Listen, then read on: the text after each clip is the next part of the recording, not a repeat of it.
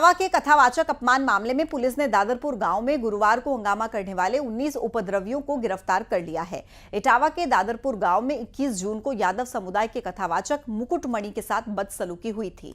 कथावाचक के समर्थन में आरोपियों की गिरफ्तारी की मांग करते हुए अहीर रेजिमेंट नाम के संगठन और दूसरे संगठनों के लोग सैकड़ों की संख्या में पहले तो बकेवर थाने पहुंचे, जहां पर जमकर हंगामा करने के बाद उपद्रवियों ने आगरा कानपुर हाईवे पर जाम लगाया।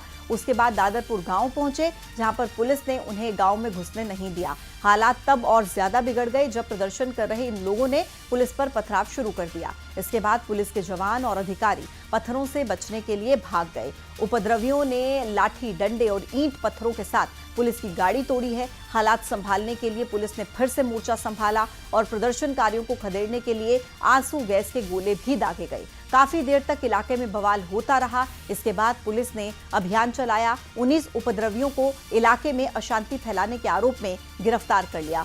उपद्रवियों के कब्जे से 13 कार और मोटरसाइकिल्स को भी बरामद किया गया है।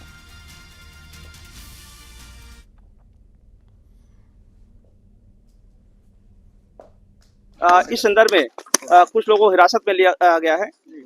कठोर कार्रवाई सुनिश्चित की जाएगी। मौके पर शांति व्यवस्था कायम है, कहीं भी उपद्रव नहीं है और जिन्होंने यह कृत्य करने की कोशिश की है, विधि के अनुसार कठोर कार्रवाई प्रस्तुत की जाएगी। पुलिस ने कोई फायरिंग नहीं की है और कठोर कार्रवाई हम लोग प्रस्तुत कर रहे हैं और अभी पूर्णतः शांति है।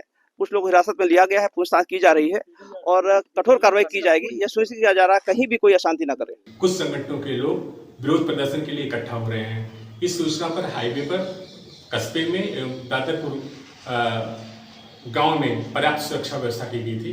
लगभग 1:30 बजे के आसपास हाईवे पर काफी संख्या में लोग इकट्ठा हो गए थे, जिन्हें समझा बुझा करके डिस्पर्स किया गया।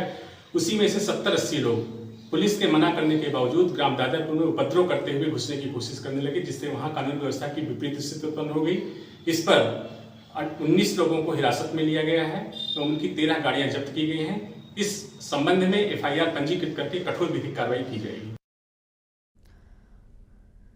इटावा में यादव समुदाय के कथावाचक की पिटाई पर राजनीति भी तेज हो गई है। अखिलेश यादव ने इस पूरे विवाद का ठीकरा बीजेपी पर फोड़ दिया है तो प्रदेश सरकार में मंत्री स्वतंत्र देव सिंह ने सरकार का बचाव किया है।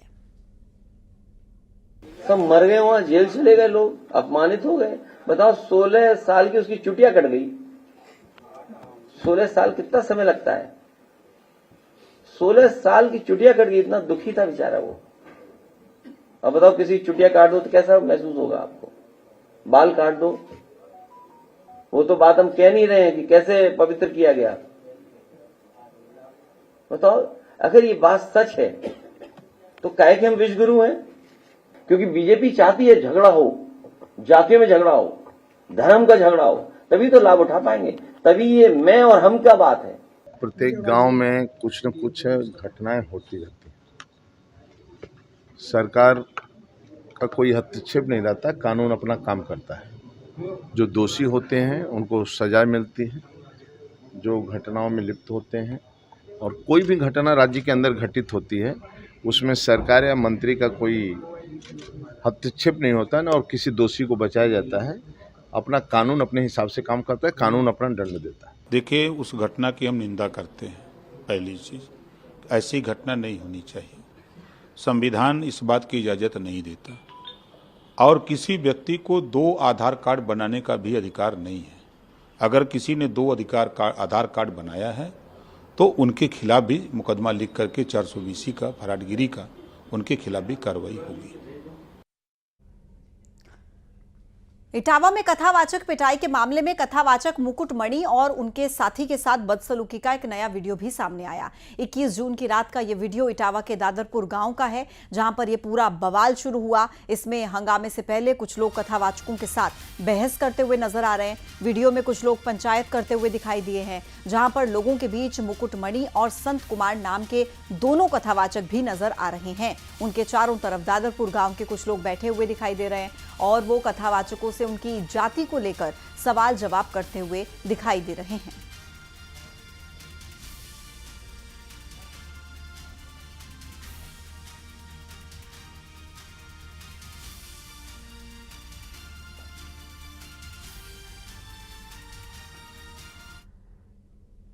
इटावा के कथावाचक अपमान मुद्दे पर जमकर राजनीति हो रही है। दादरपुर गांव में भागवत कथा के आयोजकों ने कथावाचकों से अखिलेश यादव की मुलाकात पर सवाल उठाए और नाराजगी जाहिर की। उन्हीं की डिस्ट्रिक्ट के हम ब्राह्मण हैं तो क्या जात पात तो वही करे, हमें भी बुला लेते, हमारा भी क्या, हमारा भी दुख दर्द सुन लेते, हमें भी कुछ दे देते कि तुम्हारी भागवत रद्द हुई, चलो हम ये दे रहे हैं, तुम कराओ, हम तुम्हारे साथ हैं। तो आज ये बात होती, हम भी खुश होते। हमारे अलग है वे, अखिलेश यादव हमारे, श्री मुलायम सिंह यादव हमारे थे, हमारे वो गैर थे। हमारी जनपद के, हमारे जिला के लिए उन्होंने कितना किया, वो हमारे लिए गैर थे क्या? ये एक पर्ची कर देते तो दुख होता है। राजा हैं, हम उनको जैसे उन्होंने बुलाया वैसे मुझे भी बुला लेते, उनका कर्तव्य बनता था, हम तो उनकी प्रजा है। उनने एक तरफी व्यवहार किया ना, उनको बुलाने था हमें। और आइए अब आपको दिखाते हैं बाढ़ और बारिश से जुड़ी हुई 25 बड़ी खबरें। देश भर की कई नदियां उफान पर। हिमाचल में ब्यास, सतलुज, कर्नाटक में कावेरी नदी का जलस्तर बढ़ा। जम्मू में भारी बारिश से तवी नदी उफान पर। रतलाम में झरने ने दिखाया रौद्र रूप। उफान पर सैलाना का झरना। जलमग्न हुए केदारेश्वर महादेव।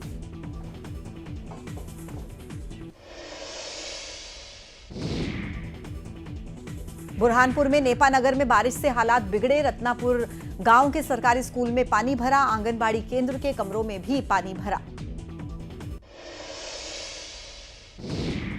गुजरात के गिर सोमनाथ में जमजीर झरना देखने गए 6 लोग बाढ़ में फंसे।